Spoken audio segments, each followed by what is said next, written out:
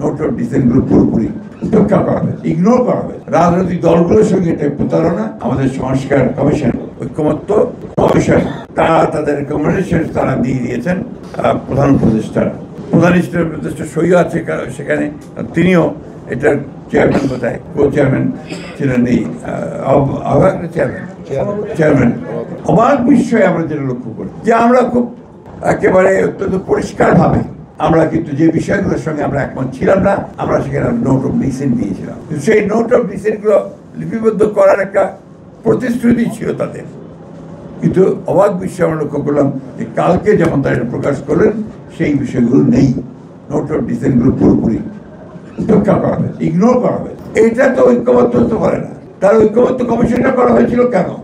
এই ঐক্যবদ্ধ কমিশন, এটা আমি বলবো যে জনগণের সঙ্গে এটা একটা প্রতারণা, রাজনৈতিক দলগুলোর সঙ্গে এটা প্রতারণা, এবং এটা অবিলম্বে এই বিষয়গুলো যদি আপনার একটা ব্যাখ্যা বলেছেন সাকি সাহেব, আমি বলি যে এগুলো আপনার সংশোধন করা প্রয়োজন বলে আমি মনে করি। এবং একটি কথা খুব পরিষ্কারভাবে আমরা বলতে চাই, যেটা আমরা এর আগেও বলেছিলাম, যে আমরা মনে করি যে সমস্ত সংকটগুলোর মূলে যে বিষয়টা আছে, সেটা হচ্ছে যে সত্যিকার একটা গ্রহণযোগ্য একটা নির্বাচন, এবং সেই নির্বাচনের মধ্য দিয়ে জনগণের যে পার্লামেন্ট তৈরি হবে, সেই পার্লামেন্টে এই সমস্ত যে সংস্কারগুলো হয়েছে তাকে তারা সংবিধানের মধ্যে নিয়ে আসবে, এবং সেগুলো সেভাবে দেশ চলবে।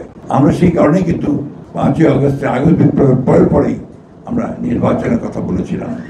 তখন আমাদেরকে অনেকে বলা হয়েছিল আমরা ক্ষমতা চাই, সেই জন্য আমরা দ্রুত নির্বাচন। আজকে প্রমাণিত হচ্ছে যে এই নির্বাচনটা যত দেরি হচ্ছে তত বেশি সেই শক্তিগুলো শক্তিশালী হচ্ছে, ফ্যাসিবাদী শক্তিশালী হচ্ছে, যারা বাংলাদেশকে অস্থিতিশীল দেখতে চায়, এখানে একটা এনার্জি তৈরি করতে চায়, এখানে একটা আপনার গণতন্ত্র যেন সত্যিকার অর্থে প্রতিষ্ঠিত হয় সেই ব্যবস্থাটা দেখতে চায়। আজকে সেই জন্যই আজকে আমি বক্তব্য বেশি বাড়াতে চাই না।